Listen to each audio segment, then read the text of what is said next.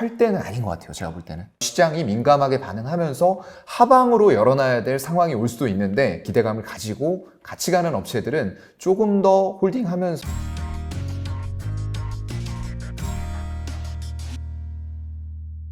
사영관 차장님 모셨습니다. 안녕하세요. 예, 안녕하세요. 또 차장님 또 네. 정기적으로 저희가 모셔서 방송을 네. 진행하고 있는데 네. 서두에도 저희가 잠깐 인사하면서 얘기를 네. 나눴지만은 항상 모실 때마다 주가가 막 급락하던 아, 맞아요. 그런 네, 날짜였거든요. 네. 오늘은 그나마 좀 상대적으로 약간 반등하는 예, 오늘 그런 반등해 흐름이 주는데 나오고 또 있는데. 방송이 나갈 때 어떻게 될지 모르겠어요. 그러게 말입니다. 좋아야 될 텐데요. 네.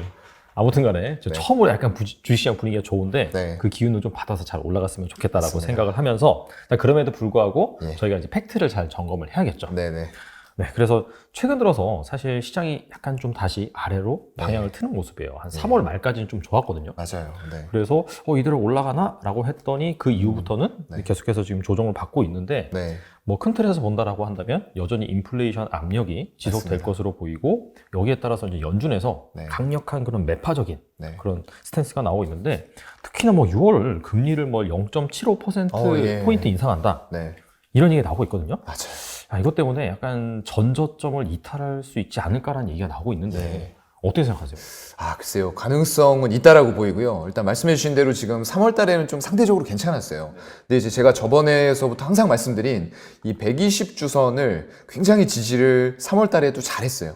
밑으로 빠졌을 때도 종가상 금요일로는 결국엔 올려서 끝내고 그 이후에는 정말 5주선까지 돌파하면서 이거 위로 올라가는 거 아니야 했는데 결국에는 또 윗꼬리가 달리면서 4월 들어와서 첫 주에 이제 주봉상으로 음봉이 나버렸어요. 그리고 둘째 주에는 또 120주선을 찌르고 내려왔었는데 다시 종가상으로는 올려서 끝냈고요. 지난주에도 이제 또 5주선 돌파하려다가 실패하면서 윗꼬리 달리고 또 근데 120주선 지지는 받았거든요. 근데 이번에는 월요일부터 그냥 폭삭 해버리는 그런 분위기가 나오면서 120주선 이탈에 대한 두려움이 조금 커지고 있는 것 같아요. 그 배경은 이제 아까 말씀해 주셨던 대로 연준 쪽에서 점점 매파적인 분위기가 강해지다 보니까 정말로 뭐 올해 연말까지 기준금리를 뭐 3.5% 이상 거기다가 맞춰놔야 된다 이런 얘기까지 나오다 보니까 그럼 남은 연준 회의에서 75bp씩 계속 올려야 되는 거거든요. 그럼 정말 말도 안 되는 이런 인상 폭이 얘기가 나오다 보니까 시장에서 조금 두려움들이라던가 투자자들의 어떤 리스크 조절 이런 차원 부분에서 어제 같은 경우에 좀 특히 심하게 빠졌던 것 같아요. 그러다가 연준이 일단 스몰 스텝으로 정말 아장아장 걸음마처럼 시작은 했는데 50bp 얘기가 막 나오고 있고요. 빅스텝 얘기, 전환한다 얘기 나오는데 거기에서 한 발 더 나가서 정말 그 예전에 그 혹시 만화 보시는 분들은 알겠는데 진격의 거인이라고 있어요. 예, 그런 스타일로 지금 완전 자이언트 스텝을 밟아버리려고 하다 보니까 시장의 충격이 조금 세게 일단 왔고 그 이후에는 이제 기업 실적들로 계속 위아래의 변동성을 주고 있는 그런 구간인 것 같거든요. 근데 문제는 미국처럼 우리나라 기업들 전반적으로 실적이 다 좋을 거냐? 그게 또 아니라는 거고 또 하나는 우리나라가 이제 기축통화국이 아니다 보니까 달러 강세 상태에서 상대적으로 외국인들의 어떤 환전 수요가 더 있을 수가 있을 것 같거든요. 그렇다고 봤을 때 이 삼성전자라든가 하이닉스 실적이 분명히 괜찮게 나온다라는 거를 외국인들은 알고 있었을 거예요. 그럼에도 불구하고 계속 빼고 있다는 거죠. 비중이 많이 들어가 있는 대형주는 그래서 어떤 실적이나 이런 것들과 관계없이 어떤 수급적인 요인에 의해서 굉장히 크게 흔들리고 있는 그런 시장인 것 같습니다. 알겠습니다. 그러면은 사실 지금 좀 기로에 서 있다. 네. 좀 그렇게 볼 수가 있는 거고 그렇다면은 지금 이 상황에서는 어떻게 하는 게 좋을까요? 약간 좀 주식을 좀 팔아서 현금 비중 확보를 해야 될지. 글쎄요. 이게 참 어려운 문제인데, 네. 이미 이게 이제 언제 들어가서 언제 어떤 종목을 사서 가지고 있느냐에 따라서 케이스 바이 케이스가 너무 많이 나오기 때문에 이게 이제 좀 한 두 가지로만 압축을 해서 말씀을 드리면은 보통 이제 주린이 분들이 코로나 이후에 많이 포모 현상 겪다가 언제 들어가나 남들 돈 많이 벌었다는데 하다가 뒤늦게 들어오신 분들이 있어요. 정말로 이제 삼성전자를 고점에서 사서 반대매매 레버리지를 사용을 해서 반대매매가 나오는 상황까지 간 분들도 많이 봤고요. 정말 이제 반대매매까지는 아니어도 손실이 극심한 상태에서 지수보다도 더 상대적으로 소외감을 느끼는 종목들을 잡고 계신 분들이 굉장히 많단 말이죠. 특히나 이제 자동차 이런 거 오늘 이제 서프라이즈한 실적 때문에 올라가지만 그 전까지는 정말 그냥 죽을 써왔거든요, 정말로. 네, 그런데 이제 환율 효과라던가 여러 가지 뭐 EV 쪽, 전기차 쪽의 비중이 급증했다라는 그런 소식 때문에 앞으로도 영업이익률 기아 같은 경우에는 8%대로 잘 유지할 것이다, 이런 전망에 수급이 또 몰리고 있는 거거든요. 그래서 이거를 정말 고점에 사가지고 대형주 이런 거에서 한 20% 이상씩 물리고 계신 분들이라고 하면은 이거 아직 팔 때는 아닌 것 같아요, 제가 볼 때는. 네, 항상 말씀드리는 대로 코스피 120주선 이게 완전히 금요일 종가상으로 정말로 거기에서 한 2% 이상 크게 밀려서 끝났다.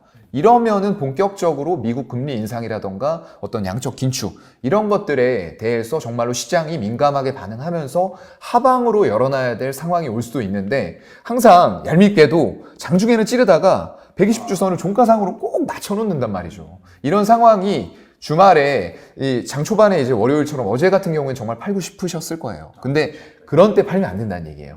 이게 정말로 주봉상으로 지지를 받고 올라서는지 아니면은 거기에서도 더 밀려서 추가적으로 수급이 약화되면서 더 밀릴지, 이런 걸 확인을 하고 좀 대응을 하셨으면 좋겠고요. 정말 이제 수익이 나 있으신 분들이라면 지금 고점에서 못 파셔서 좀 아쉬우실 수도 있어요. 근데 이제 종목에 따라서 이런 구간에서 수익이 나 있다고 하면 보통 대형주 일반적인 거는 안 가지고 계실 것 같아요, 제가 볼 때는. 최근에 약간 중소형주가 많이 네, 부각이 맞아요. 됐었죠. 그래서 그런 중소형주 쪽에서 약간 모멘텀을 갖추고 있고 어떤 테마성이 약간은 형성돼 있지만 그 중에서도 단순히 급등락하는 그런 종목들이 아니고 어떤 실적 기반으로 해서, 예전에 이제 로봇을 예로 들어서 말씀드리면은 뭐 SPG라던가 어떤 에브리봇 같은 그런 실적이 나오는 상태에서 가는 업체들, 기대감을 가지고 같이 가는 업체들은 조금 더 홀딩하면서 그런 산업의 크기와 트렌드가 어느 방향으로 가는지 이런 부분들을 조금 더 면밀히 체크하셔서 홀딩을 해보시는 게 좀 괜찮지 않을까 싶네요. 그러니까 사실 지금 약간 기로에 쓴 그런 네. 상황에서 뭐 방향이 어떻게 될지 가늠할 맞아요. 수가 없으니까 네, 너무 여기에서 어렵습니다. 뭔가 투자 의사 결정을 내린다라기보다도 약간 산업별로, 종목별로, 대형주 중에서는 뭐 자동차 쪽에서는 약간 어닝 서프라이즈가 네네. 나오면서 맞아요. 확실히 좀 반등하는 흐름을 보였으니까 네. 뭐 그런 주식이라든지 아니면 방금 예로 말씀하신 로봇 같이 뭔가 산업이 계속해서 성장할 수 있는 그런 쪽은 뭐 들고 갈 만하다, 계속해서. 맞습니다. 알겠습니다. 전체 시장을 보는 것보다는 내가 가진 섹터와 종목들이 어떤 건지를 먼저 점검을 다시 한번 해보시고 그에 맞춰서, 시장 환경에 맞춰서 조금 대응이 필요할 것 같습니다. 알겠습니다. 네. 그리고 많은 전문가들이 하반기로 가면 갈수록 좀 시장이 반등할 것이다. 네. 이건 뭐 사실 상반기가 너무 안 좋았기 때문에 그렇죠. 그런 약간 네. 작용 반작용 관점에서 맞아요. 네. 그렇게 이제 말씀하신 부분도 있는 것 같은데 네. 여기는 이렇게 어떻게 동의를 하시는 부분인가요? 그 지금으로서는 사실상 하반기에 간다고 했을 때 현재까지 흘러가는 분위기만 놓고 봐서는 살짝 동의가 안 되는 부분이 좀 더 많은 것 같아요. 네. 왜냐하면 이게 아무리 시장이 선반영을 했다 하더라도 사실상 어떤 75bp 인상이나 이런 것들이 처음 나온 얘기는 아니거든요. 그리고 아장아장 좀 25bp로 시작을 했지만 50bp도 6월달 그리고 7월달에 계속 연속적으로 올릴 수도 있다, 이런 얘기들이 계속 나오고 있었어요. 그럼에도 불구하고 알고 있었던 시장에서도 결국에는 충격을 받거든요. 이게 이제 선진국이 아니고 아무래도 우리가 경제 쪽에서는 이머징 증시 쪽에 속하다 쪽이다 보기 때문에 충격을 조금 더 상대적으로 더 받고 있는 것 같고요. 이게 미국이 올라간다고 해서 꼭 올라가는 것도 아니고 떨어진다고 해서 떨어지는 그런 커플링 장세는 솔직히 아닌 것 같아요. 그래서 어떤 환율이라던가 이런 변수들이 굉장히 좀 더 중요할 것 같고요. 근데 지금 흘러가는 상황만 놓고 봤을 때에는 미국의 고용 시장이나 이런 것들 굉장히 좋단 말이죠. 항상 뭐 최대라고 맞아요. 하잖아요. 실업률 예, 예. 최대고 뭐 고용효과 최대다 네. 이런 말 나와요. 그리고 또 자발적 실업이 굉장히 많은 상태다 보니까 기업에 일자리가 넘쳐난다고 합니다. 그런데 그 일자리들을 가져다가 채우려고 하다 보니까 임금 인상을 이제 어쩔 수 없이 급여를 올려주고서 사람을 구해야 되는 이 정도까지 좋은 상황이기 때문에 미국은 지금 어떤 하이퍼 인플레이션이라고 하죠. 굉장히 높은 인플레이션 상태에 있기 때문에 고용지표가 잘 나오는 와중에 금리를 올리지 않을 이유를 찾기가 더 어렵다는 거죠. 그렇다고 하면은 금리를 정말 조금 더 강하고 빠르게 올리면서 인플레 파이터가 된다, 정말로. 그렇다고 했을 때에는 우리나라라던가 이런 이머징 증시 쪽에서 좀 기축통화국이 아닌 쪽에서는 더 크게 다가올 수밖에 없다라고 생각이 되거든요. 그래서 75bp 인상이라던가 어떤 일부, 아직까지는 일부 위헌이긴 합니다. 세인트루이스 쪽에 뭐 그런 총재들 얘기 들어보면은 아까 말씀드렸던 대로 연말에 기준금리를 3.75%막 이런 얘기 나오거든요. 그러면은 남은 연준회의 6번에서 전부 다 75bp씩 올려야 되는 거예요. 네, 그 정도까지 주장하는 사람도 있기는 있기 때문에 고용지표도 또 더군다나 좋고 이런 발언들에 힘이 실리면서 연준 내 분위기 전체가 그렇게 갈 수도 있겠다라고 좀 생각이 들기도 해요. 이게 사실 네. 연준에서 매파적으로 나오는 네. 그 배경이 이게 고용 시장이 너무나 안정화됐고 맞아요. 그렇죠. 예. 그런 상황이다 보니까 오히려 이제 믿는 구석이 있으니까 금리를 훨씬 더 그렇죠. 가파르게 올릴 수 있다고 계속해서 호언장담을 하는 맞습니다. 거잖아요. 그죠? 네. 사실 경제가 좀 불안불안하고 네. 좀 실업률이 좀 높아지고 그런다라고 하면 약간 눈치 보면서 그러잖아요. 그러면 네. 근데 오히려 그런 부분 때문에 강력하게 계속해서 발언이 나오고 있다 보니까 그렇죠. 예전에 또 네. 제가 기억에 나기로는 2015년, 2016년 그때 이제 전후로 해서 미국에서 이제 기준금리 인상한다라고 하면서 맞아요. 네. 이머징 쪽이 상당히 많이 빠지긴 그렇죠. 했거든요. 네. 그래서 이제 그런 효과들이 아직까지는 계속해서 좀 불확실성이 남아있기 때문에 네네. 좀 하반기라고 해서 장담할 수는 네. 이 시점을 어느 시점이라고 딱 못 박는 것도 굉장히 지금은 위험한 일인 것 같고요. 그래서 항상 제가 말씀드리는 거는 너무 시장을 예측하고 움직이는 것보다는 항상 필요한 정도로 시장을 체크하면서 대응하는 쪽으로 가야 되지 않을까. 왜냐면 예측이 정말로 힘든 시장이기 때문에 좀 그렇다고 봐야 될 것 같아요. 사실 뭐 지수가 얼마나 내려갔냐 그 상황에서 뭐 지수를 산다 예, 이런 예. 것보다는 약간 좀 개별 종목이나 산업 그렇죠. 관점에서 네. 그렇게 이제 보는 게 여기에서 뭐 고점에서 많이 빠졌다라고 해서 그게 바닥일 거다. 이런 것들은 굉장히 좀 위험할 수가 있는 게 삼성전자라던가 뭐 이런 것들 보면은 정말로 외국인 지분율 많이 줄어들고 바닥을 잡아야 되는 자리임에도 불구하고 계속 깨고 내려가는 이유는 외국인들이 많이 가지고 있고 그걸 이제 달러로 바꿔서 나가고 싶다 보니까 계속 파는 거거든요. 예, 이런 수급 현상 때문에 기업의 실적이나 모멘텀에 크게 영향을 못 주는 이런 장세에서 어떤 종목의 움직임이라던가 이런 것들을 미리미리 예측을 하면서 가는 것보다는 좀 대응이 맞는 것 같습니다. 그리고 약간 그래도 한 1월달, 네. 2월달, 3월달 이렇게 네. 거쳐오면서 중간중간에 급락이 한 번씩 나왔었잖아요. 그렇죠. 그래서 막 코스피나 특히 코스닥 같은 경우에는 거의 한 3%, 4% 하락하는 그런 장이 나왔었거든요. 예. 근데 최근에 보면은 약간 좀 상대적으로 그런 장세는 안 나온다? 네. 그리고 상대적으로 미국 같은 경우에는 좀 최근에 많이 폭락을 했었잖아요. 맞아요. 예. 그래서 약간 저점을 좀 단단히 다진 것이 아니야 그런 기대감도 있거든요. 네네. 약간 수급적인 관점에서 네. 그 부분은 좀 어떻게 보세요? 근데 아직까지도 수급적으로만 봐서는 좀 그렇다고 할 수는 없을 것 같아요. 오늘도 이제 보게 되면 기관 쪽에서 금융투자나 연기금 쪽 위주로 어떤 물량들이 들어오고는 있지만 이런 것들이 이제 단기적인 물량이 또 될 수밖에 없을 것 같아요. 그래서 투신이라던가 사모펀드 쪽은 여력이 크지 않다 보니까 이제 오늘 잘 가고 서프라이즈가 나온 운송 장비 쪽에 투신과 이제 연기금의 매수세가 몰리고 있고요. 외국인들도 이거를 2,800억 사고 있어요. 근데 전기전자는 어떻냐? 2,600억 팔고 있습니다. 오늘도요. 네. 그러다 보니까 이게 지금 기간으로 보더라도 정말로 엄청나게 많이 팔고 있는 거거든요. 1월 1일부터 올해부터 들어와서 전기전자를 얼마나 팔고 있느냐. 외국인들이 9조 3천억 가까이 팔고 있어요. 네. 네, 진짜 많이 팔았어요. 근데도 아직도 삼성전자 비중이 얼마냐라는 게 이제 중요하겠죠. 이게 보게 되면은 삼성전자가 아직도 아마 50%를 상회하고 있을 겁니다. 비율을 보게 되면 51.08%예요. 네. 근데 차트상으로 봤을 때에는 이제 삼성전자의 외국인 지분율 추이를 보게 되면은 정말로 2019년도에 피크 찍은 이후에는 전반적으로 잠깐씩 반등하는 장세는 있었지만 2020년 거의 말부터는 56.5%에서 계속 빼고 있다는 거죠. 그런데도 불구하고 주가는 솔직히 뺀 거에 비하면 제가 볼 때는 많이 빠지진 않았어요. 왜냐하면 워낙에 대형주고 뭐 이런 쪽에 외국인들의 다양한 성향들이 들어와 있기 때문에 이제 버틸려는 쪽들도 분명히 있기는 있을 거거든요. 근데 이제 이런 부분들을 수급적으로 연결시켜서 차트 모양도 같이 보게 되면은 굉장히 안 좋다는 거죠. 네, 이런 2021년도에는 그래도 20월선에서 반등하면서 다시 8만 원까지 반등을 했는데 올해 들어와서는 정말로 월봉으로 음봉이 4개 연속으로 나오고 있어요. 그렇다고 하면은 오늘도 당연히 이제 가집계를 보면은 외국인들 팔고 있을 거고요.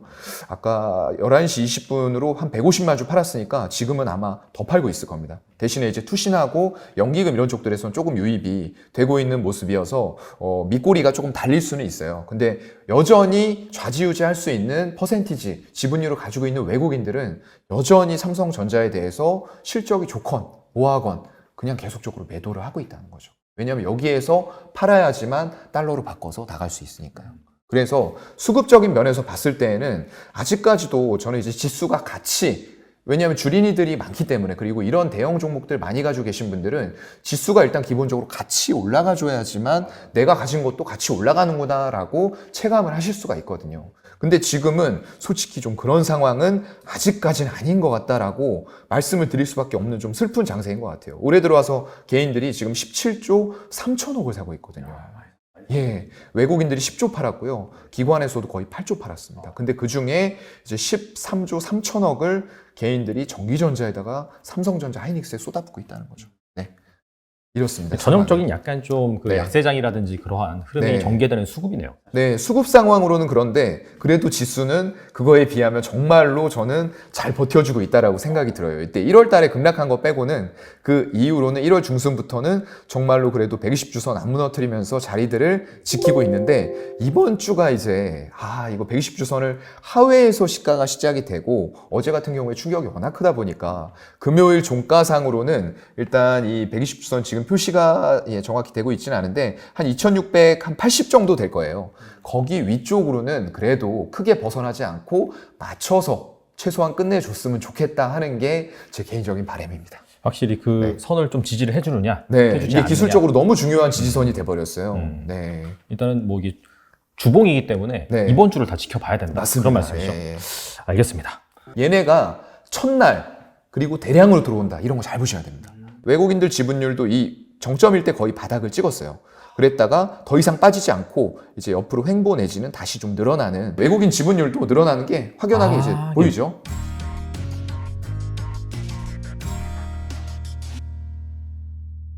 뭐 사실 우리나라의 그런 그 주도 주체라고 볼 수 있죠. 네. 외국인. 사실 기관 같은 경우에는 물론 케이스 바이 케이스이긴 하지만 약간 단기적인 네, 뭐 좀 약간 그래요. 차익 거래도 좀 많이 하고요. 네, 맞습니다. 그래서 약간 방향성 매매보다는 좀 그런 게 있는데 네, 외국인이 이렇게 쭉 유입이 돼야지 사실 올라갈 그렇죠. 수 있는 그런 부분이 있잖아요. 네. 근데 이렇게 약간 외국인이 지속적으로 팔고 있음에도 불구하고 네.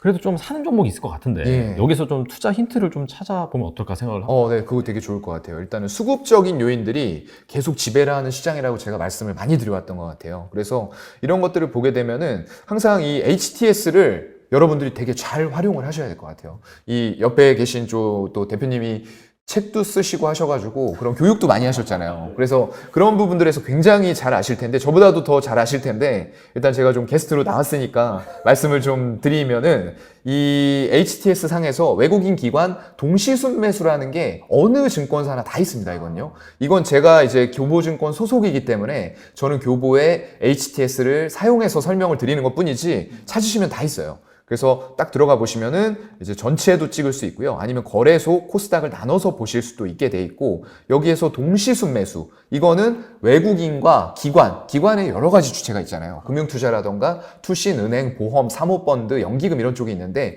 그쪽의 매수를 다 합친 겁니다. 순매수를 다 합쳐서 뭉뚱그려 놓은 거고요. 그래서 기관과 외국인 한 묶음 두 묶음 큰 쪽에서 이제 얼만큼 동시 순매수를 하고 있느냐라는 부분이고요. 여기 또 옆에 보시면 조금씩 차이는 있을 수 있는데 오늘 많이 사는 종목은 가집계로 보셔야 되고요. 전일은 이제 장 끝나고 나서 한 5분 있으면 나오다 보니까 나오거든요. 그래서 일단 단기적인 거 먼저 보면은 오늘 이제 거래소 쪽에서 제가 전일 기관과 외국인이 동시순매수한 종목을 한번 살펴봤습니다. 그렇게 되면 CJ제일제당이 어제 같은 경우에 많이 들어왔어요. 네, 맞아요. 기관 쪽과 외국인들이 같이 지금 들어오면서 금액으로 봤을 때 162억을, 100만, 1000만억, 10억, 100억, 162억을 매수를 한 거고요.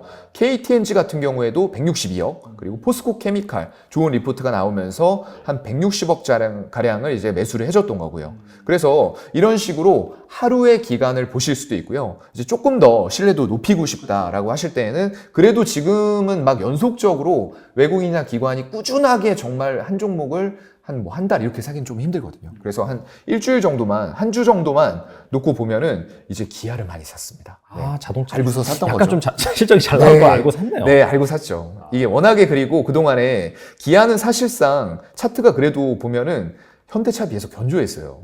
이게 이제 EV 쪽 그 전기차 비중이 워낙에 높고, 뭐 형만한 아우 없다라고 하는데 형만한 아우가 있는 거예요. 네. 기아 같은 경우가 이제 그런 타입이고요. 여기 보시면은 뭐 이게 지금 월봉인데 딱 정해져 있었어요. 박스권 구간에서 정말로 크게 빠지지 않고 한 7만 8천 원에서 9만 원 사이를 왔다 갔다 하다가 정말 2월 달에 한 번 이제 충격이 있었는데 바로 3월 달에도 빠지는 듯 하지만 양봉 전환하면서 회복해버리고 이번 달에는 이제 또 상단 향해서 가는 거거든요. 이렇게 지금 수급 상황 봤을 때는 외국인들 지분율도 이 정점일 때 거의 바닥을 찍었어요.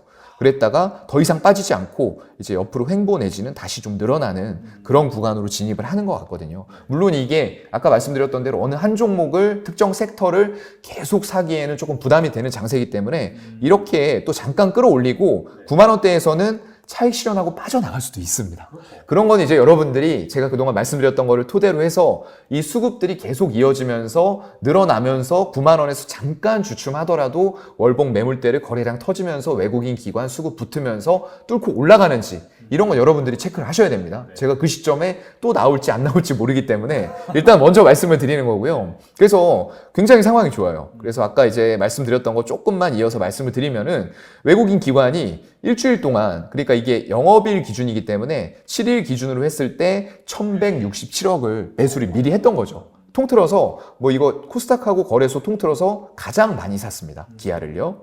이미 알고서 이제 접근을 했던 거겠죠. 거기다가 현대차 대비해서 EV 쪽 비중이 높다 보니까 현대차는 이제 사실상 수소 차원으로 가다가 어떤 그 수소차의 승용차 쪽으로 적용하는 걸 잠정 중단했잖아요. 아직까지 시장이 크지 않기 때문에 향후에는 결국 할 겁니다. 근데 이쪽에서 현대차 그룹 전체를 놓고 봤을 때에는 지금 한창 빅트렌드이고 커나가는 전기차 시장이 이쪽 기아에 집중이 되어 있다는 거죠. 그래서 이렇게 들어왔던 거고요. 코스모 신소재. 네. 이거 좀 작은 주식인데? 네. 이게 근데 최근에 양극재 캐파로 해가지고 굉장히 좋아지는 흐름을 보였어요. 이거 차트 보시면 정말 이렇습니다. 네. 완전 딴 나라 주식이네. 네. 여기 보시면은 이제 외국인 지분율도 늘어나는 게 확연하게 이제 보이죠. 네. 외국인이 완전히 다 끌어올렸네요. 6%대에서 지금 10%까지 단기간에 올리면서 주가가 같이 올라갔던 거고요. 여기에는 이제 기관의 힘도 좀 컸다라고 같이 보시면 될 것 같아요. 지금 0419 제가 투자 동향을 주체별로 한번 좀 보여드리겠습니다.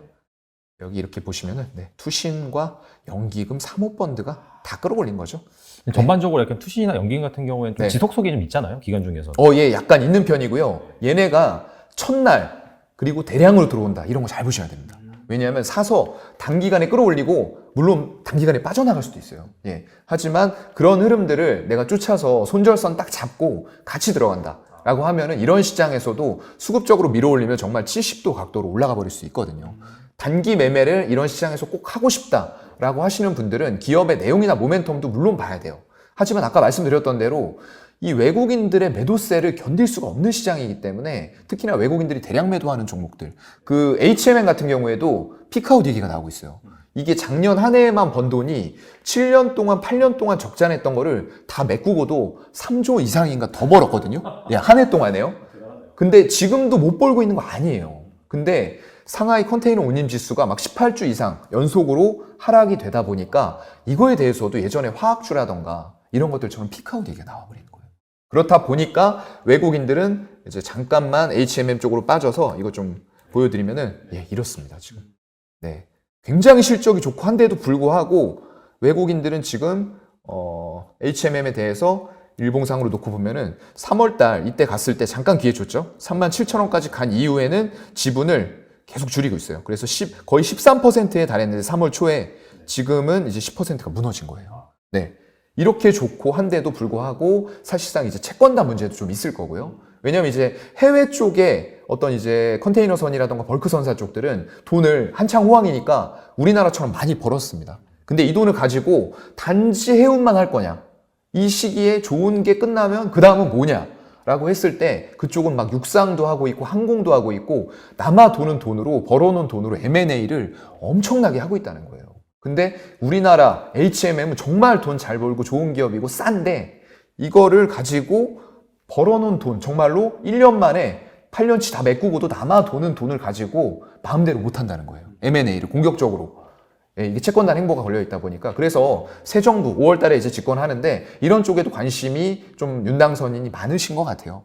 그래서 공약이 이런 쪽으로도 나왔는데 빠르게 채권단 정리해서 조금 이런 기업을 인수할 수 있는 또 몸값이 한창 높아져 있다 보니까 대기업들이 처음에는 조금 반가워하면서 인수할까 하다가 발을 빼고 있단 말이죠. 이런 것들 빨리빨리 선정해서 연내 마무리하고 다음 먹거리를 향해서 빨리빨리 나가는 행보를 보여줬으면 좋겠습니다. 네, HMM 딴 길로 빠졌는데 잠깐만 이제 얘기를 드렸고요. 관심 많으신 종목이라서 네, 맞아요. 예. 이게 또 개인분들이 많이 물리셨을 거예요. 왜냐하면 외국인들이 판 만큼 개인들이 다 샀다는 거거든요. 네, 그렇기 때문에 그런 상황이니까 일단 채권단의 행보와 어떻게 또 흘러가는지 보고 외국인들의 수급도 빼놓을 수 없거든요. 중요하거든요. 다시 늘어날 수 있는지 이런 것들 같이 종합적으로 체크해 보시면 좋을 것 같습니다. 그 뒤로는 이제 코덱스 200 선물 인버스도 또 많이 샀어요. 네, 그동안에 이제 좀 빠지는 시장에서 아마 이건 해지 차원으로 샀을 수도 있다라고 생각이 되고요. 신한지주 뭐 여전히 좋습니다. 은행주는 뭐 금리 올라가면 순이자 마진 증가하고 또 윤 당선인 공약 관련해서 주택 많이 짓고 주택 살 여력이 안 되니까 그동안 옥죄였던 대출을 풀어주면은 대출 이자까지도 같이 수취할 수 있는 구조가 되겠죠. 그러다 보니까 신한지주도 많이 샀고요. 포스코 홀딩스도 많이 샀네요. 670억 정도 샀고 LG에너지 솔루션 정말로 뭐 주가는 아주 이만큼 사는 만큼 탄력 있게는 못 가요. 시총이 워낙 크다 보니까 외국인들의 또 매도세도 있고 한데 여전히 연기금 중심으로 해서 580억 이상 매수를 했다. 라고 말씀을 드릴 수가 있을 것 같고요. 현대제철도 또 있네요. 철강 쪽에 포스코홀딩스와 이제 현대제철 같은 종목들이 올라와 있고 SK이노베이션도 어떤 정제 마진 효과 그리고 기존에 보유하고 있던 재고평가 차이 이런 것 때문에 S-오일과 같이 묶어서 조금 생각하시고 단지 아마 지금은 이제 배터리 쪽 비중이 아직까지는 좀 높지는 않은데 이건 점차적으로 좀 해결될 그런 문제라고 좀 생각이 되고요. 만도 쪽도 많이 샀어요. 네, 기아랑 더불어서 이제 부품사 만도도 320억 매수하면서 일주일간 매매 상위 11위에 이름을 올리고 있습니다. 포스코 인터내셔널 같은 거는 굉장히 수급이 좋았어요. 이거 지금 차트로 뭐 잠깐 보시면은 예, 이렇게 지금 이것도 거의 한 60도 각도로 올라가 버리죠. 예, 이렇게 되다가 이렇게 올라가는 거는 전부 다 이제 수급적인 상황이 모든 걸 이제 좌지우지했다. 또 누가 샀냐? 투신 연기금 사모펀드가 샀죠. 거기다 외국인 수급까지 좋았습니다. 안 올라갈 수가 없었죠. 시장이 아무리 나빠도 안 올라갈 수가 없어요. 근데 어제부터 투신 사모펀드 매도 나오고 외국인 같이 매도하니까 이틀 연속 빠지고 있죠. 이거는 오늘 안 봐도 뻔합니다. 네, 이렇습니다. 그러니까 아까 말씀드렸죠. 기관 쪽이 단기간에 끌어올리는 힘이 분명히 있어요. 외국인만큼 대량으로 안 사도 집중력 있게 기관 투신 쪽에서 특히나 사면은 각도가 가파르게 올라갈 가능성이 상당히 높아요. 근데 이게 가파르게 빠지면서 이게 조금 늦게 따라가거나 타이밍이 안 맞으면은 정말 고점에 물려서 순식간에 20-30% 손실도 날 수가 있다는 거죠. 이런 건 조심하셔야 될 것 같아요. 항상 수급을 저는 이제 장 끝나고 나면은 뭐 바로가 아니어도 그날 저녁에라도 한 50위권까지는 수급들을 다 체크를 해요. 어디에서 들어왔고 연속적으로 사는지 아니면 이 종목은 오늘 처음 들어왔는데 꽤 강하게 샀네. 그럼 관심 종목에 무조건 등록해놓고 트레이딩할 자리들을 찾아봅니다. 저는요. 그래서 이게 연속적으로 수급이 또 가집계로 봤는데 10시에 또 들어오네 하면은 이제 한번 사볼 수 있는 그런 힌트가 될 수 있는 거죠. 네. 네, 그 정도까지 말씀드리면 한 10위권 내외로 해가지고 뭐 종목들은 수급적인 거는 말씀을 좀 드린 것 같아요.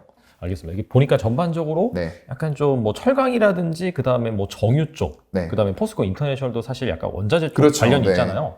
그런 주식들을 좀 샀고, 맞습니다. 그럼에도 불구하고 약간 좀 펀드멘탈 관점에서 뭐 네. 자동차라든지 그 다음에 뭐 일부 또 2차 전지 모멘텀이 있는 네. 그런 쪽은 좀 샀다 이렇게 볼 수가 있겠네요. 예, 맞아요. 알겠습니다. 네. 그리고 앞서서도 이제 그 기관과 외국인의 수급에서도 봤듯이 이 원자재 관련 네. 그쪽 주식을 사긴 샀어요. 네. 근데 아시다시피 지금 엄청나게 강력한 테마가 그렇죠. 증시에 형성이 되어 있잖아요. 네, 맞아요. 그래서 보면은 맨날 뭐 사료 오르다가 뭐 비료 오르다가 그다음에 뭐 재지 오르다가 그러다가 막 갑자기 인도네시아에서 이제 뭐 팜유 수출 금지한다라고 하니까 네. 이 식용유 관련된 주식들이 엄청나게 오르고 그러니까요. 있어요. 네. 근데 이제 약간 이코노미스트들의 장기 전망을 보면 이 원자재 쪽이 올해 계속 강할 것이다. 네. 그런 얘기가 나오고 있거든요. 네. 그래서 이렇게 약간 좀 펀드멘탈과 테마 사이에 있는 이런 강력한 주식들 네. 이런 것도 좀 따라 사도 될런지 좀 궁금합니다. 이게 정말로 이제 따라 사도 괜찮을 것 같긴 해요. 타이밍을 근데 잘 잡는다는 전제 하거든요. 근데 이제 대부분의 개인분들이 이런 것들을 솔직히 하기가 어렵습니다. 예, 저 같은 경우에도 이게 뭐 항상 한다고 성공하는 거 아니에요. 저도 이런 것들 들어갈 때는 정말로 한 3%, 4% 손절 잡고 아닐 경우에는 정말 이제 예전에는 이걸 잘 못해서 잠깐 하다 올라가겠지 하면 이제 마이너스 3%에서 잠깐 눈 깜빡이고 보면 한 마이너스 10% 돼버리고 그때 손절 못했다고 울고 있고 막 이랬거든요. 근데 그거를 이제 이거는 그냥 사이버머니다. 이거는 진짜 돈이 아니다라고 생각하고 잘못 산 거 일단 인정을 하고 기계적으로 손절을 쳐버립니다. 예. 한 마이너스 3, 4 되면은 이거 다시 사는 한이 있어도 일단은 리스크 관리를 하는 게 굉장히 중요해요. 왜냐면 말씀해 주신 것처럼 이런 것들이 어떤 원자재를 봤을 때는 대세적으로 지금 가격들이 전반적으로 인플레이션과 더불어서 폭등하고 있는 건 맞아요.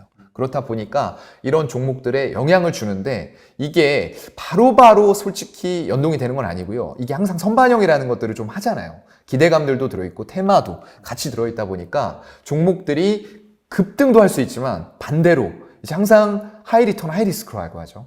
급등을 하면은 급락도 할 수 있는 거거든요. 근데 이런 거에서 내 스스로 좀 컨트롤이 안 된다 싶으신 분들은 그냥 이건 내 세상의 얘기가 아니야 라고 하고 그냥 안 보시는 게 좋을 것 같아요.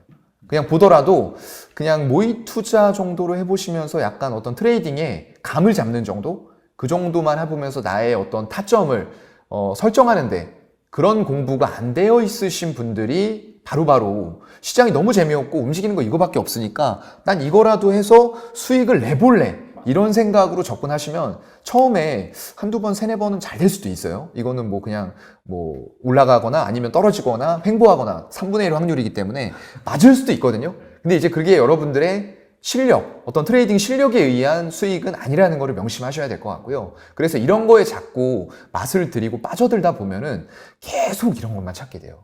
시장이 정상적으로 다시 올라가는 시장이 되더라도 아 이거 뭐 하루 만에 사서 막 10% 20% 상한가 가버리는데 내가 이거 대형주 뭐 하루에 1%도 왔다 갔다 할까 말까 이런 거 하고 있어야 되나? 이런 좀 자괴감이 막 들면서 자꾸 이제 그런 종목들 찾아서 빠져드는 거죠. 전날 급등했던 종목들 찾아서 관심 종목에 쭉 등록해놓고 이러다 보면은 나의 어떤 매매 패턴 자체도 무너질 수 있고 정말로 주식에 대해서 수익을 내려는 마음 자체가 투기적으로 자꾸 변한단 말이죠.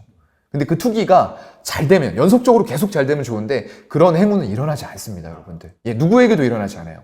그렇기 때문에 그런 매매는 준비가 되어 있으신 분들이 아니라고 하면은 저는 지향이 아닙니다. 지양을 하셨으면 좋겠어요. 네. 알겠습니다. 이게 사실 계속 보다 보면은 처음에는 네. 약간 소액으로 하거든요. 그렇죠. 소액으로 하다가 좀 벌었어. 자신감이 붙죠. 그러면은 늘려야겠는데? 막 마통 받고 대출 받고 막 스탁론 쓰고 이러다 보면 이제 반대 매매 당하세요. 여러분. 그렇죠. 그러다가 이제 한 번에 훅 물리면 그게 문제인 것 같아요. 복리는 항상 수익도 복리지만 손실도 복리입니다, 여러분. 큰일 나요. 네. 절대 조심하십시오. 이게 사실 시장이 불안할 때 특히나 이제 이런 테마주들이 활기를 치는데 이게 사실 시장이 갑자기 또 정상적으로 돌아온다라고 하면은 또 금방 조정받거든요. 그럼요. 그래서 이런 것들을 좀 이렇게 너무 좀 따라 사고 싶다라는 그런 마음이 들 때가 어떻게 보면 고점일 수도 있기 때문에 맞아요. 이런 부분은 좀 주의해서 매매를 하시면 좋을 것 같습니다. 여러분의 자산은 되게 소중한 겁니다. 네. 알겠습니다. 근데 네이버 대비했을 때 카카오가 상대적으로 120주선 지키고 있잖아요. 이 외국인들 지분율 보면 답이 나옵니다.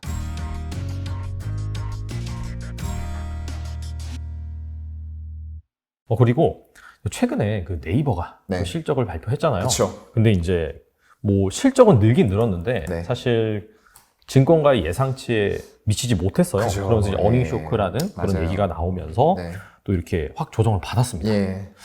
그래서 사실 그 박스권 하단을 깼거든요. 깨버렸어요. 30만 원 깨버렸죠. 그래서 지금 이 상황에서 사실 뭐 네이버의 장기 성장성 관점에서 본다라고 하면 긍정적이다라고 하시는 분들이 대다수일 거예요. 그렇죠. 그래서 약간 매수 기회로 활용하면 좋지 않을까라고 생각하시는 분들도 계실 것 같은데 어떻게 생각하시는지 궁금합니다. 일단 그 기본적인 전제는 저도 동의를 합니다. 근데 이제 그동안에 이것도 이제 지수와 같이 움직였었어요. 이 120주선, 이것도 주봉이거든요.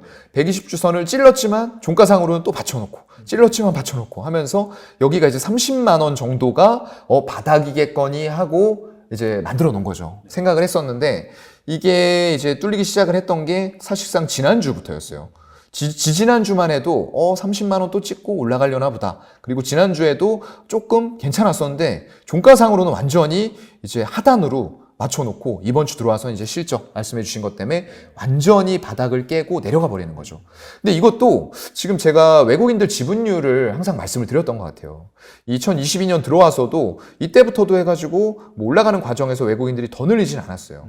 이때 피크가 한 61.3% 정도 됐는데 여기에서 오히려 올라갈 때 외국인들은 지분율을 계속 줄였습니다. 코로나 때까지 계속 줄였죠. 그랬다가 코로나 이후에 잠깐 반등하면서 21년 1월 달까지 그리고 쭉 변동 없이 오다가 여기에서 8월 30일부터는 이제 외국인들이 지분율을 서서히 줄이기 시작을 하죠. 그러다가 1월달 들어와서 급락할 때는 외국인들이 지분율을 확 줄였어요.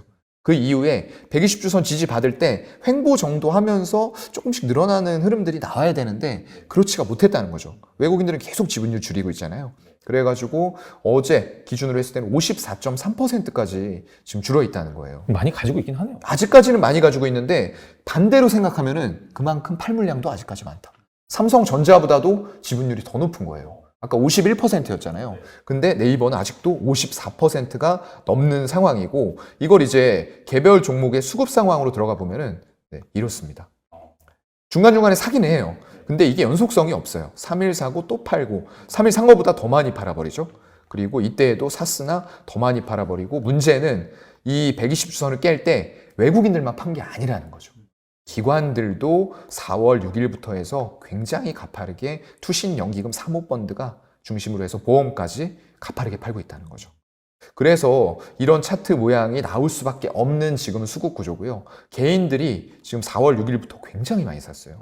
네. 그리고 최근 들어서도 많이 사고 있어요. 700억, 1580억, 860억. 오늘도 제가 볼 때는 많이 살 것 같아요. 보게 되면은 지금 가축계 동향 봤을 때 외국인들이 지금 1시 10분께 정확히 안 보이는데 뭐 투신하고 연기금은 살짝 매수 전환을 한 것 같기도 해요. 근데 워낙에 외국인들이 파는 양 아마 1시 20분 기준으로 보면은 한 11만 주 이상이 되지 않을까 싶은데 그렇다고 했을 때는 투신과 연기금이 이 정도 산다고 해서 다 받을 수 없기 때문에 결국 오늘도 개인들이 또 사고 있다는 거거든요. 그렇다고 했을 때에는 정말 차트상으로도 좋지 않은 모양새가 나오고 있고 제가 이 120주선 지지를 견고하게 받는지 그리고 외국인들이 이 지지 받으면서 수급이 강하게 연속적으로 유입이 되는지 확인하고 들어가셔야 된다라고 카카오랑 두 개 같이 말씀을 여기서뿐만 아니라 다른 데서도 많이 드렸거든요. 근데 그렇지 못한 상황이었는데 여기에서 살 필요는 사실상 없었던 거죠. 그리고 120주선이 이렇게 무너져 있는 상태에서 기관까지 같이 매도에 합세했는데 더군다나 우리가 바닥을 확인하지 않은 상태에서 이렇게 들어갈 필요는 전혀 없는 구간이라 보고요. 아까 말씀해 주신 대로 중장기적인 네이버와 카카오 굉장히 또 IT 공룡들이잖아요. 그리고 향후의 먹거리들이라던가 이런 걸로 봤을 때에는 트렌드에 부합을 합니다. 하지만 지금 당장 어떤 외국인들의 매도 공세 속에서 굉장히 힘든 나날을 보내고 있고 수급적으로 많이 꼬여있는 상황에서 우리가 외국인 기관들 던지는 거 받으면서 미리 들어갈 필요가 있나라고 저는 이제 생각을 해보는 거죠.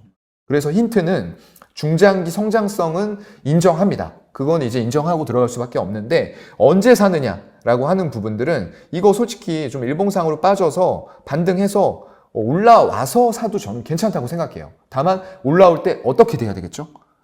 외국인과 기관들이 다시 연속적으로 붙어주면서 이 지분율을 늘려나가는지 확인을 하고 사야지 정말 수급도 들어오지 않은데 나는 발바닥 끝에서 머리 끝까지 먹고 싶어서 산다 이런 생각으로 사시면 안 될 것 같고요. 다만 정말로 분할을 나는 지금부터 해서 꾸준하게 분할 매수로 매일매일 살 거야 이러신 분들은 사셔도 될 것 같아요. 왜냐하면 정확하게 바닥을 잡으려는 분들이 아니잖아요.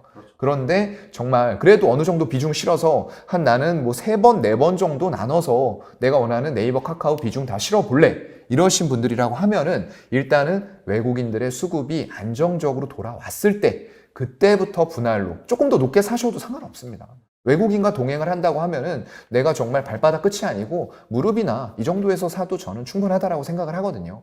그래서 그런 관점으로 이것도 비중이 대형주고 외국인들의 비중이 높기 때문에 외국인을 자꾸 강조를 드리는 거예요.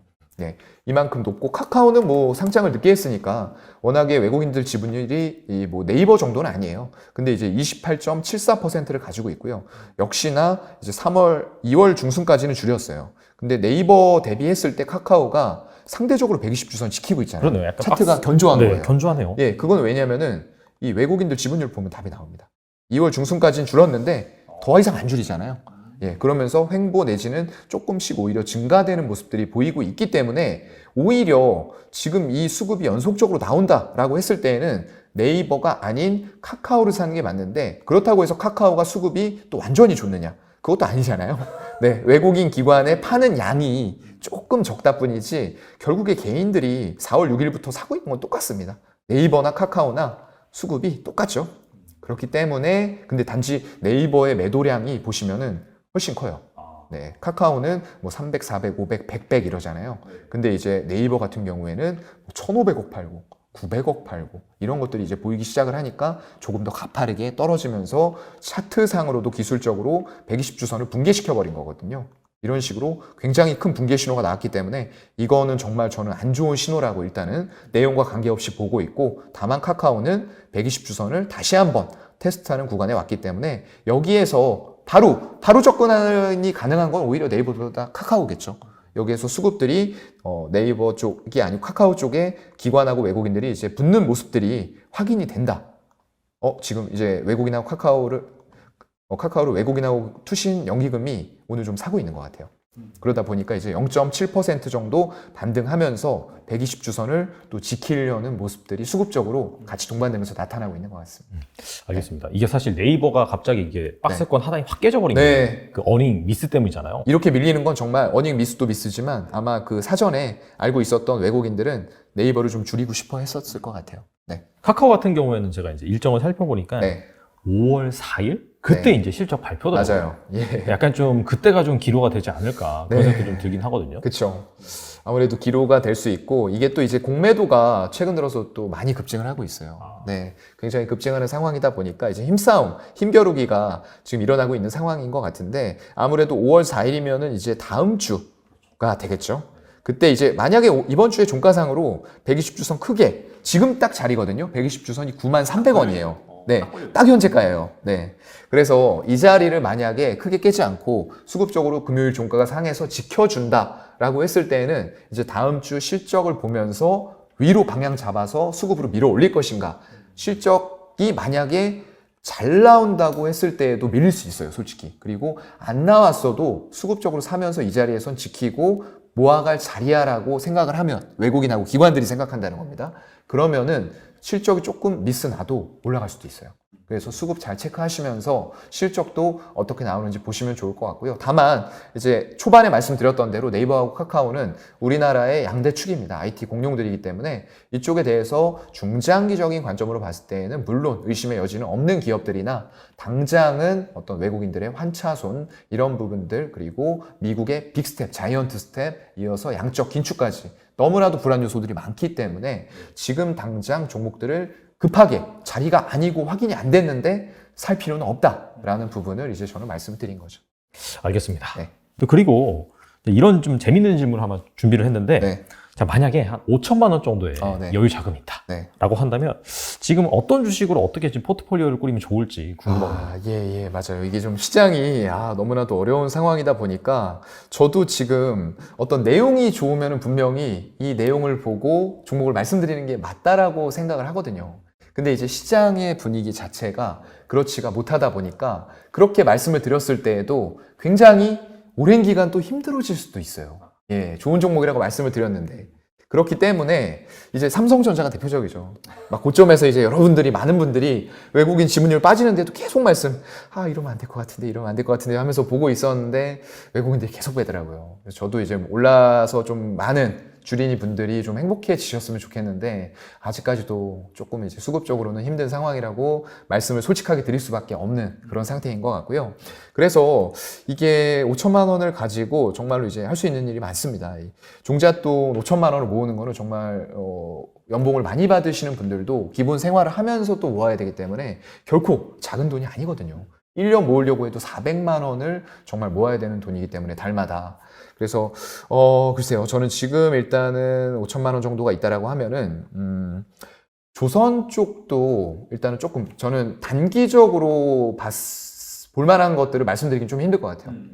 왜냐면 이게 다음번에 나왔을 때는 또 바뀌는 말씀을 드릴 수가 있기 때문에, 그러면 야 이거 전에 얘기한 거는 뭐 다 이거 아니었나? 이렇게 또 생각을 하실 수가 있기 때문에 약간 주가 자체는 제가 말하는 것과 단기적으로는 괴리가 생길 수 있어요. 아무리 좋다고 얘기해도 떨어질 수 있고요. 이건 좋지 않습니다, 내용 안 좋아요 라고 얘기해도 주가는 올라갈 수가 있어요. 예, 그게 반드시 연동되는 상황은 아니지만 그래도 중장기적으로 놓고 봤을 때에는 조선주 쪽을 저는 좀 괜찮게 보고 있거든요. 최근에 이제 어떤 수주 소식 이런 것들 계속 들려오면서 정말 기대감들이 많이 커지고 있는 것 같아요. 특히나 이제 친환경 선박 이런 것들이 이번에 에너지 대란 쪽 일어나면서 LNG선의 발주라던가 이런 것들이 더 연속적으로 일어날 수 있을 것이다. 이런 얘기들이 많이 나오는데 그게 조선 쪽은 약간 그 수주에 텀이 또 있어요. 그렇죠. 예, 그래서 바로바로 숫자로 반영이 안 되다 보니까 작년에도 수주 많이 해서 좋다 얘기 나왔는데 결국에는 재무제표상으로는 반영이 안 됐던 거죠. 근데 이제 그게 조금씩 반영이 될 때가 좀 되지 않았나라고 저는 생각을 하고 있고요. 그만큼 수주도 굉장히 잘하고 있어요. 고부가가치선은 당연히 우리나라에서 싹쓸이 하고 있고요. 그리고 애초에 각 기업들마다 세웠던 어떤 수주 목표량을 굉장히 빠르게 채워나가고 있다는 거죠. 거기다 추가 발주 이런 부분까지 생각을 할 수가 있기 때문에 그 중에서도 이제 말씀드리고 싶은 기업은 현대미포조선이에요. 네, 그쪽에 이제 또 LNG 쪽이나 이런 쪽에 특화가 되어 있고 말씀드리고 싶은 게 아까 수주와 실적이 찍히는 간의 공백기, 수주 공백기를 그 숫자가 찍히는 공백기를 말씀을 드렸는데 이 현대미포조선의 제품들은 상대적으로 리드 타임이 좀 짧은 것들, 예, 그런 것들이 있기 때문에 조금 더 실적 개선을 빠르게 우리가 재무제표상에서 눈으로 확인을 할 수가 있다는 거예요. 예, 그런 면에서 일단 현대미포조선 이런 종목들을 좀 말씀을 드려보면 좋을 것 같고요. 또 건설 쪽도 일단은 중장기로 봤을 때는 분명히 좋을 거예요. 왜냐하면 우리나라 아까 말씀드렸던 대로 누가 대통령이 되건 간에 정책 초기에는 공급 정책을 많이 풀 수밖에 없거든요. 또 그동안에 그 전까지는 대출을 막 옥죄면서 굉장히 무주택자 이런 분들에게 절망을 줬었던 그런 시기거든요.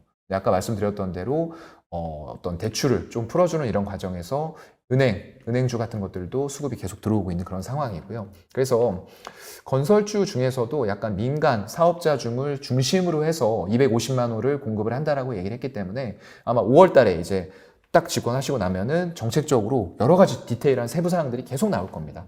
그래서 그런 것과 관련되어서 원자재라던가 이런 것들 벌써 많이 올랐어요. 근데 거기에서도 이게 정말로 그 정책들이 디테일하게 집행이 되면서 한다고 하면은 더 올라갈 수도 있다고 저는 보고 있거든요. 근데 이제 너무나도 많이 올라 있기 때문에 그래서 오히려 조금 안정적인 측면에서는 약간 이제 어떤 민간 사업자 쪽에서 주택 쪽에 특화가 되어 있는 어떤 GS 건설이라던가 대우 건설 이런 쪽들로 조금 더 말씀을 드리면 좋을 것 같습니다. 네. 알겠습니다. 네. 이게 뭐 약간 중장기 관점에서 네, 말씀해 주신 맞아요. 거기 때문에 네. 또 이제 아시다시피 서두에 말씀드렸던 것처럼 네. 시장이 한번 더 크게 흔들릴 수도 있거든요. 그럼요. 네. 그래서 뭐 지금 사라라기보다도 약간 예. 그런 시장이 흔들리는 그런 타이밍에 맞춰가지고 맞아요. 내가 정말 그 투자 아이디어에 동의를 한다. 네. 라고 한다면 그런 차원에서 한번 접근을 해보시는 게 좋을 것 같고요. 수율이 삼성전자가 TSMC의 절반밖에 안 됩니다. 외국인들의 지분 변동은 크게는 없다. 이제 외국인들이 이 종목을 제가 봤을 때는 샀으면 샀지 지금부터 조금씩 모아가야 되는 종목이라고 저는 좀 생각을 하고 있고 LG노텍은 정말 이 신규 매수도 제가 볼 때는 중장기 전망을 놓고 봤을 때 나쁘지 않을 것 같아요.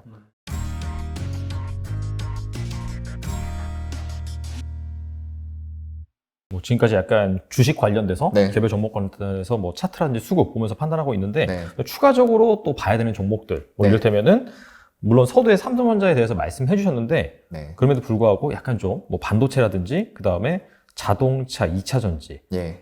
관련된 주식 뭐 대형주 관점에서 네. 약간 지금 상황이 어떤지 좀 진단을 할 필요가 있을 것 같긴 하거든요. 그렇죠. 네. 네. 그래서 좀 보게 되면은 이거 시총 상위 종목들을 좀 이제 하면서 체크하지 못했던 종목들을 말씀을 좀 드려볼게요. 네. 일단 이게 시총 상위 삼성전자는 아까 좀 같이 말씀을 드렸고요. 일단 뭐 수급적인 상황이 정말로 못 따라주고 있어요. 아까도 말씀드렸던 대로 전기전자단을 계속 외국인들이 팔고 있다 보니까 실적이라던가 이런 것들 그리고 향후에 지금은 좀 성장성이 약간 정체되어 있는 것 같아요. 이 반도체 단에 대해서도 애널리스트들이 삼성전자는 굉장히 크고 하니까 이 반도체에 대해서 리포트를 많이 내거든요. 근데 이게 철저하게 장치 산업임에도 불구하고 전망들이 계속 틀리고 또 바뀌고 해요. 그만큼 예측을 하기가 어려운 지금 시대에 와 있고 또 거기다 더불어서 미국 쪽의 어떤 금리 인상 양적 긴축 거기다가 또 러시아 우크라이나 전쟁이라던가 이런 것들 너무나도 많은 변수들이 나와 있다 보니까 이게 어느 정도 예상할 수 있는 산업임에도 불구하고 맞지가 않다는 거죠. 그래서 계속 변동이 되고 있고요. 디램 가격도 지금 이제 상저하고 얘기가 좀 나왔었는데 그 전망이 또 틀릴 수도 있다. 뭐 이런 얘기들도 나오고 있거든요. 그래서 반도체단에 대해서는 일단은 이 큰 종목이고 그런 부분들은 맞습니다. 실적 캐시카우 잘 깔고 있는데 하나 필요한 거는 이제 비메모리 쪽에 대해서 조금 더 산업의 파이를 키우고 초격차 그동안에 벌려왔던 것처럼 이런 단에서도 신사업, 뭐 파운드리라던가 이런 쪽들에서 앞서 나가는 모습들을 보여주면서 어떤 밸류상으로도 조금 상향시킬 수 있는 이런 부분들이 필요하다는 거죠. 지금 뭐 파운드리 쪽이라던가 보게 되면은 지금 TSMC 쪽에 4나노 공정이 이제 들어가거든요. 초미세 공정으로 다 들어가요. 근데 이제 그런 쪽들 보면은 수율이 삼성전자가 TSMC의 절반밖에 안 됩니다. 같은 크기 웨이퍼 투입했을 때 2분의 1이에요, 생산량이. 예. 그렇게 좀 초미세 공정은 굉장히 어려운 기술이기 때문에 이런 부분에서 이제 서로 간의 둘의 방식은 다릅니다. 생산 방식은요. 거기에서 초격차 벌려서 조금 더 빠르게 그동안에 이제 뒤처져 왔었던 신사업들을 끌어올려서 간다고 하면은 밸류는 다시 높일 수 있다라고 좀 생각이 되고요. 일단 뭐 하이닉스 쪽도 마찬가지일 것 같아요. 그는 상대적으로 수급이 조금 좋기는 했었는데 이것도 이제 수급이 좀 꺾이는 모습들. 여기에서 삼성전자와는 다르게 좀 강하게 반등을 13만 한 4천 원까지 해줬었어요. 그것도 두 번이나. 연말에도 한 번 했었고, 이제 2월 한 둘째 주, 셋째 주 정도에도 한 번 가면서 쌍고점 만들었거든요. 근데 이제 그 이후로는 빼야 될 징표들이 좀 나왔죠. 네, 외국인들의 비중 조절. 이 삼성전자뿐만 아니라 하이닉스에 대해서도 들어왔기 때문에 여기 쌍고점 정도에서는 한번 수익 실현 해줬으면 좋았을 것 같고요. 근데 다만 지금 하이닉스 정도면 이 정도 자리면은 지난주, 지지난주 그리고 이번 주까지 사야 될 자리를 주고 있는 게 아닌가라고 저는 좀 생각이 들거든요. 상대적으로 이제 디램이 만약 상저하고 패턴으로 움직여줄 수 있다라고 했을 때에는 하이닉스는 지금 120주선에 걸쳐서 3주 동안 머물고 있어요. 거기다가 외국인 지분율이 뭐 급격하게 줄어드는 모습들은 아직까지는 보이지는 않는데 오늘도 뭐 물론 빼고는 있습니다. 외국인들 많이 빼고 있고 근데 이제 투신이나 은행 쪽 이런 쪽에 살짝 뭐 매도에서 매수 쪽으로 전환을 해준 걸로 일단 가집기에는 확인이 되고요. 여기 보시면은 수급이 뭐 중간에 이제 이틀 정도 외국인들이 사는 모습이 있긴 한데 투신하고 연기금도 사모펀드도 같이 들어오면서 이때는 조금 한 5% 정도 올랐던 것 같아요. 4일 동안. 근데 그 뒤로 또 바로 매도 전환을 해버리죠. 그러면서 올렸던 거 다 빼버리고요. 근데 또 이제 오늘 올라가는 그런 형태가 되는데 그래서 종목에 좀 연속성이 없는 시장이다 보니까 이게 정말 뭐 좋고 내용이 좋고 하더라도 우리가 타이밍은 좀 잘 잡아서 사야 되는데 그 타이밍은 아까 말씀드렸던 대로 저는 이제 120주선을 저만의 개인적인 지지선으로 보거든요. 지수도 그렇고 그 지수에 연동되는 대형주들도 그렇게 보고 있어요. 그래서 이 정도 지지선, 지지받는다고 했을 때 한 10만 7천 원대, 한 10만 중반대가 되겠죠. 10만 원 중반대에서는 하이닉스는 그래도 조금 모아봐야 되지 않을까라고 생각을 하는데 만약 이 수급적인 부분들을 깨면서 정말 매도, 대량 매도가 외인 기관으로부터 나오면서 이 120주선이 붕괴가 된다라고 했을 때는 아까 말씀드렸던 대로 손절 대응입니다. 한 4%, 5% 정도 선까지 난 지켜보겠어. 본인이 감내할 수 있는 만큼의 손절선을 정해 놓으시고 다시 사는 한이 있더라도 손절하는 습관은 지금 시장에서 꼭 필요하다라고 말씀을 드리겠습니다. 그리고 이제 그 밑쪽으로 살펴봐야 될 종목들이 삼성 바이오로직스 같은 경우에 지금 오늘 9,000원 상승하면서 80만 원을 다시 돌파하는 모습들이 나오고 있어요. 네, 근데 이것도 최근 들어서 탄력이 뭐 아주 센 것도 아니지만 시장 대비해서는 좀 상당히 견조한 그런 편이잖아요. 그래서 2월 달에 이제 저점을 68만 5천 원 정도 선에서 찍고 그 이후에는 이 85만 원 매물대에서 3월 달에도 그랬고 4월 달에도 막히는 모습들이 나타났거든요. 근데 또 밑으로는 하방이 많이 열리지는 않아요. 이게 굉장히 좁은 지금 121선과 61선 이평선 두 개 사이에 갇혀 있는 그런 모습이거든요. 그래서 여기에서도 어제 또 지지가 나왔던 모습이고요. 올라간다고 하면은 121선 82만 5천 원 정도를 이제 돌파를 강하게 해줘야지만 수급이 다시 붙으면서 뭐 이런 지점, 뭐 95만 원 지점, 이제 100만 원 지점으로 다시 올라갈 것 같거든요. 근데 이거는 이제 수급 보면서 좀 체크하시면 될 것 같고요. 2월 달 들어오면서부터 외국인들의 지분 변동은 크게는 없다.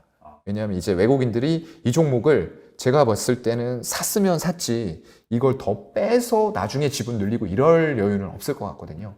지금부터 조금씩 모아가야 되는 종목이라고 저는 좀 생각을 하고 있고, 이게 이제 아까 말씀드렸던 삼성 쪽에서 추진하고 있는 그런 신사업들 잘 돼야 되는 축 중에 하나거든요.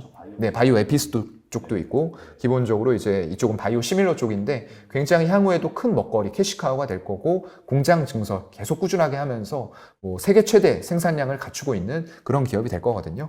향후에는 이제 바이오 에피스와 같이 협업을 하면서 뭐 신약 쪽까지도 발을 뻗칠 수 있을 만큼 충분히 돈을 많이 벌고 재무 구조가 굉장히 튼튼한 삼성그룹이기 때문에 좀 저는 중장기적으로 접근하실 분들이라고 하면은 제약 쪽 그리고 이런 쪽들에선 분명히 의약품 쪽에서는 접근을 해야 될 그런 종목이라고 좀 생각을 하고 있습니다.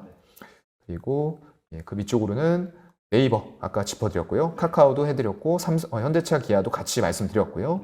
삼성 SDI 같은 경우가 이제 배터리 쪽인데 뭐 잠깐만 짚어보도록 하겠습니다. 최근에 이제 3월 이것도 초중순 정도에 46만 원대까지 내려갔어요. 예, 굉장히 많이 빠졌죠.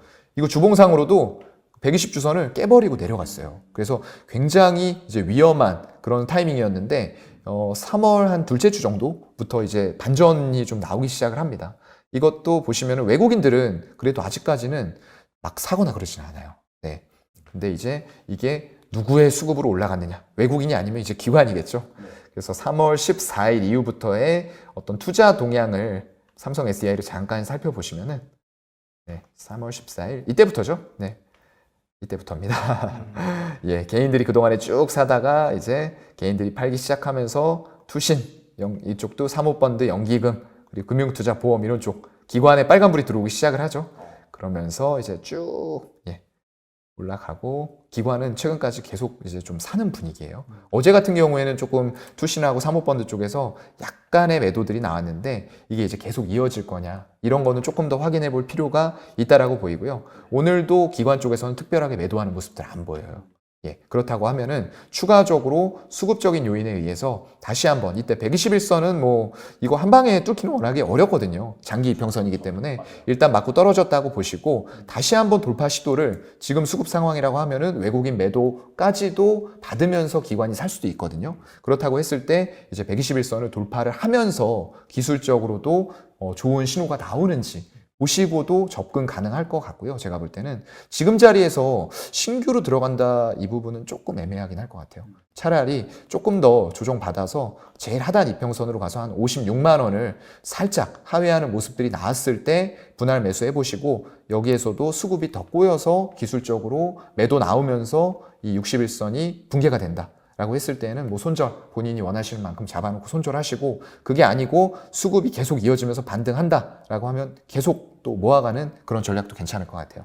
일단 배터리 단은 그때도 말씀드렸지만 이게 전기차 초기거든요. 정말 10%도 글로벌 보급률이 안 되는 상태이기 때문에 지금은 엔트리 모델이 많이 팔려요.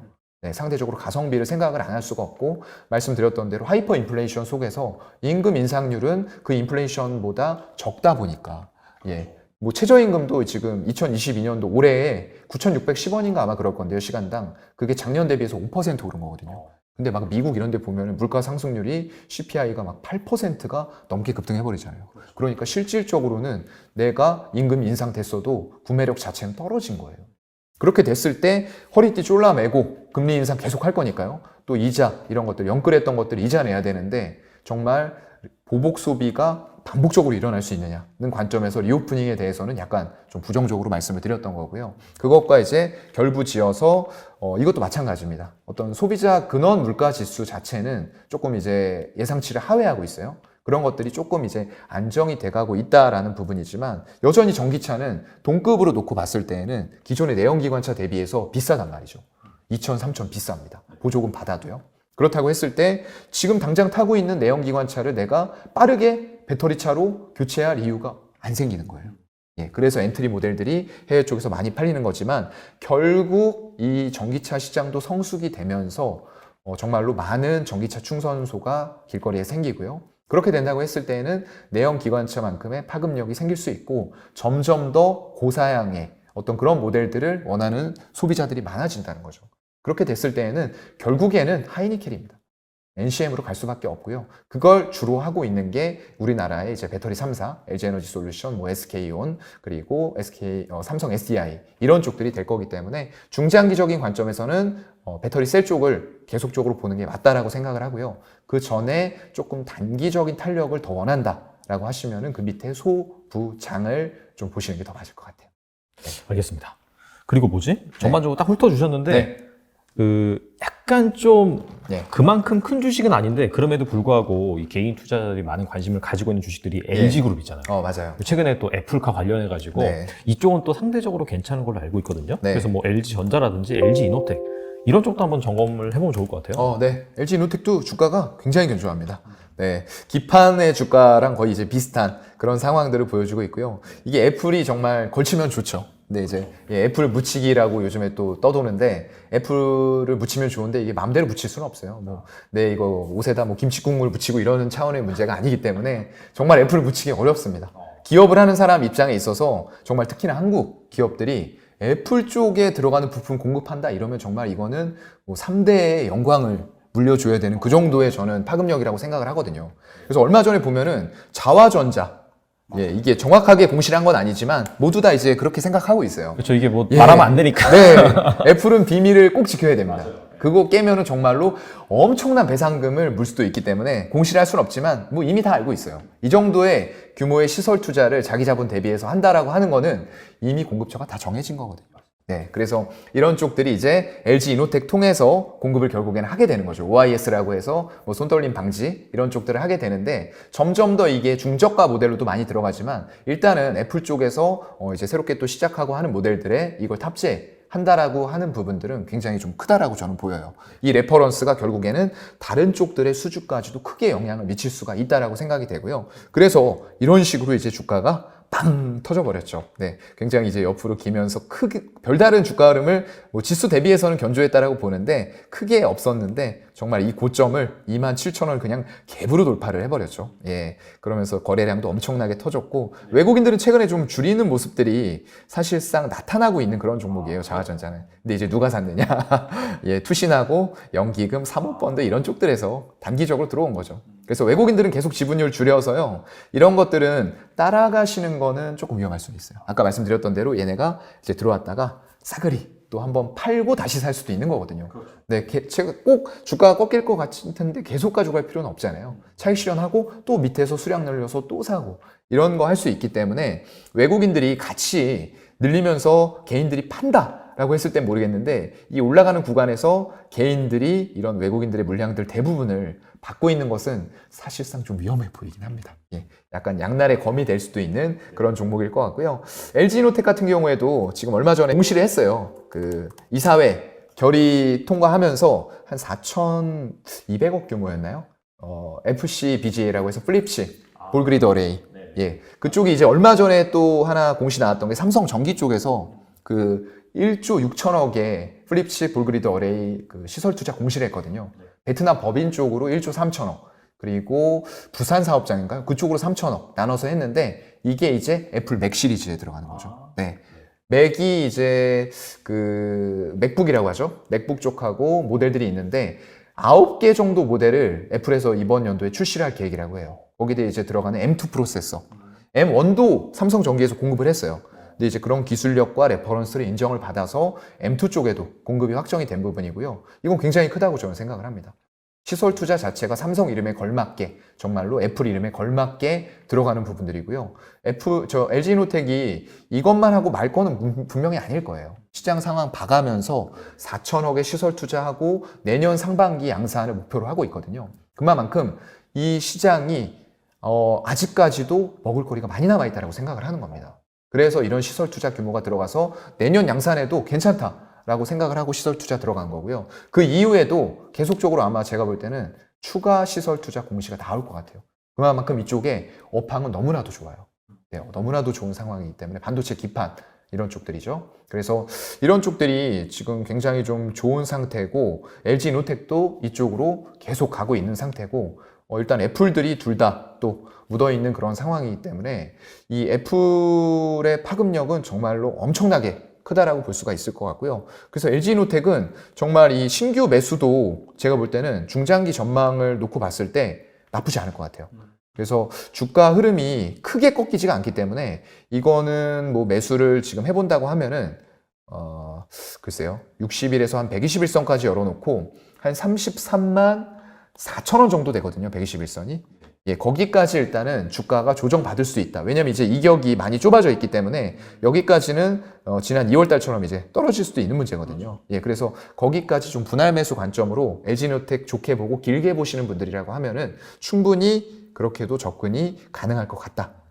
FC BGA라고 불리우는 부품의 수요는 정말로 견조하고 공급이 매우 부족한 상황이기 때문에 대기업단에서 이미 확정적으로 수주가 된 부분들을 가지고 계속 공시가 추가적으로 나올 수 있다. 이렇게 생각하시면 좋을 것 같습니다. 알겠습니다. 네. 지금까지 약간 개인 투자자들이 많이 관심을 갖고 네. 투자를 하고 있는 대형주 중심으로 한번 쑥 훑어봤는데 말씀해 주시니까 네. 동기감을 싹 되네요. 이 주식은 좀 기다려야 되고 네. 이 주식은 지금 상황에서도 괜찮다. 뭐 이런 것들이 딱 지금 네. 정리가 되는 것 도움이 같습니다. 많이 되셨으면 좋겠는데 이제 한 가지 말씀드리고 싶은 거는 저도 이제 나름대로 이런 부분 말씀드릴 때에는 내용적인 측면 외에도 약간 기술적이라던가 이런 거를 종합적으로 말씀을 드리는데 이 기술적인 분석은 이제 여러분들의 어떤 공부가 돼서 본인의 것은 아니고 제 나름대로의 것이기 때문에 이게 100% 맞다라고 얘기할 수는 없는 겁니다. 그래서 이걸 나름대로 바탕으로 해서 여러분들도 여러분들 나름대로의 어떤 좀 그런 기준을 확실하게 좀 세우시고 여러분들이 분석할 수 있는 능력을 더 키워나가시면 훨씬 좋을 것 같아요. 말씀해 주시는 게 약간 가정을 계속 붙이잖아요. 네. 이를테면은 이렇게 네. 지지를 한다든지. 피해 나가는 건가요? 그게 아니라 왜냐하면 미래는 어떻게 될지 알 수 네. 없기 때문에. 맞아요. 네. 미래의 일이기 때문에. 이 가정이 만약에 예. 아니게 된다라고 맞아요. 한다면은 또 투자 의견이 바뀔 수 있거든요. 어떻게 해야 되는가? 네. 대응. 그래서 항상 대응. 네. 이게 좋다. 그것만 듣지 마시고 네. 그 가정을 꼭 들으셔가지고 맞습니다. 그렇게 맞게 좀 투자 네. 판단을 내리시면 좋을 것 같고 네. 그리고 이 질문은 제가 안 드렸네요. 네. 만약에 지금 네. 물린 종목이 있다면 네. 사실 저도 그렇고 물린 다들 종목이 물려있죠. 없을 네. 수가 없는데 네. 이런 거는 좀 어떻게 하는 게 좋을까요? 이게 약간 글쎄요. 좀 이게 항상 이게 고민되는 부분이에요. 이걸 정리를 하고 뭐 갈아타라 뭐 이런 네. 말도 많이 듣긴 했는데 네. 이게 딱히 사실 갈아탔는데 또 물리면 어떡하지? 그렇죠. 그게 제일 그렇죠. 걱정이에요. 네. 그래서 그런 것도 그리고 있어가지고 손절했는데 올라가면 어떡하지? 항상 이거에서 고민을 하게 되거든요. 그런데 이제 지금은 아까도 제가 그것과 관련해서 이제 지수 위주로 해서 좀 말씀을 한번 드리긴 했어요. 이 주봉상으로 코스피가 120주선에 걸쳐 있는 이런 상황이기 때문에 여기에서 웬만한 종목들은 지금까지 손절을 못 하셨다라고 했을 때에는 지금 건드리는 건 아니에요. 네. 지금은 타이밍은 아니라고 생각이 되고요. 다만 이제 개별 종목으로 갔을 때 아까 카카오는 괜찮아요. 근데 이제 네이버 같은 종목들 이렇게 120주선을 깨면서 2주 연속으로 막 이렇게 밑골이 달리고 했을 때는 조금 아프더라도 일단은 손절하는 게 맞습니다. 왜냐하면 외국인 지분율도 같이 줄어들면서 굉장히 중요한 지지대가 지수랑 그동안에는 연동해서 같이 움직였는데 지금 개별적으로 움직여버리잖아요. 120주선 지지 못 받잖아요. 그렇기 때문에 이렇게 지수의 흐름과 완전히 동떨어져서 움직여버리는데 수급도 안 좋아. 이러면은 이런 종목들은 아프더라도 눈물을 머금고 한번 손절하시는 게 맞다라고 저는 생각을 하고요. 그런 종목이 아니다. 그래도 지수 정도는 어느 정도 맞춰가고 시장 분위기에는 좋건 나쁘건 어쨌건 휩쓸리는 것 같다. 라고 했을 때에는 일단 시장 분위기의 방향이 결정이 되지가 않은 상태이기 때문에 그거 먼저 확인하시고 큰 틀이 지금은 시장을 움직이는 매크로 시장이기 때문에 그거 먼저 확인하고 내 종목을 대응하셔야지 내 종목이 별 변동이 없이 시장을 따라가는데 내 종목 먼저 대응하고 시장에서 다른 종목 또 찾으면 안 된다. 이런 얘기를 드리는 거죠. 네.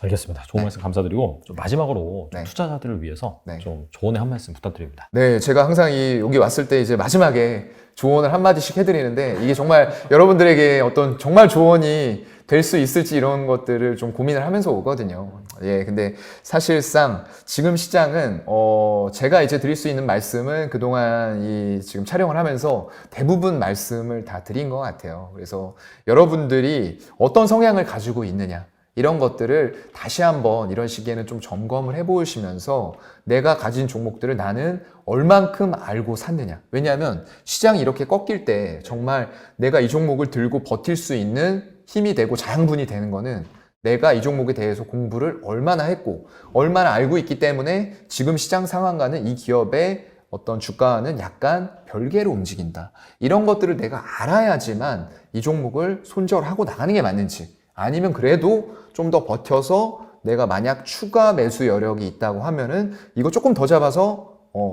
한번 평단 낮춰놓고 더 기다려 볼 수 있는지, 이런 것들을 본인 스스로 조금 결정할 수 있을 정도로 저는 공부를, 일단은 공부한다고 꼭 돈 버는 건 아닙니다. 하지만 그만큼 주식 투자를, 이게 기대 수명이 굉장히 길어졌거든요. 이거 잠깐 하고 말 거 아니에요. 원투데이 하고 말 거 아니기 때문에 정말 오랜 기간 동안 내가 퇴직 후에도 정말 어떤 뭐 치매나 이런 게 오지 않는다라고 하면은 주식 투자를 저는 계속 할 것 같아요. 예, 왜냐면 이거 하는 것 자체가 시장이 어려울 때는 정말 죽을 것 같이 힘들고 하지만 그래도 이마만큼 나에게 경제적인 자유를 줄 수 있는 수단이 지금 자본주의 사회에서 이거 말고 뭐가 또 있을까? 코인?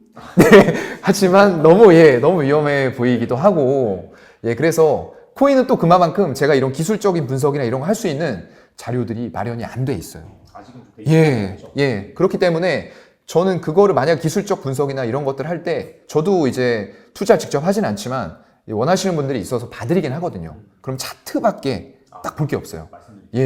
그래서 누구 기관이나 뭐 외국인이 삽니다. 이러니까 이거는 같이 사봐도 될 것 같습니다. 이런 말씀을 못 드린다는 거죠. 그래서 그만큼 백데이터가 부족한 상황에서 과연 거기로 내가 무모하게 뛰어들어서 수익을 낼 가능성이 주식보다 높을까? 이 생각을 하게 되는 거죠. 아닌 거죠. 그래서 이만큼 제도화가 되어 있고 나에게 조금 뭐 경제적인 자유적인 그런 자유를 줄 수 있는 수단은 아직까지도 제가 볼 때는 뭐 부동산도 괜찮다고는 하는데 그거에 따르는 제반 비용들이 너무나도 아직 많이 들어가요. 해보신 분들은 아시겠지만 뭐 취등록세에다가 이런 부분, 그리고 뭐 자동차는 당연히 사면은 사자마자 감가상각가 되잖아요. 거기다 취등록세도 들어가고 하기 때문에 이 주식이라는 건 물론 자주 사고 팔고 하면은 그만큼 재세금 많이 나가고 수수료 많이 나갑니다. 근데 그렇게 할 필요가 없다는 거죠. 왜냐하면 그렇게 반복적으로 매수 매도를 기계에 막 계속적으로 그냥 별 생각 없이 하다 보면은 1년 지난 데이터 뽑아보세요. 정말 재세금하고 수수료가 내 손실 중에서 몇 %를 차지하는가 깜짝 놀라실 거예요.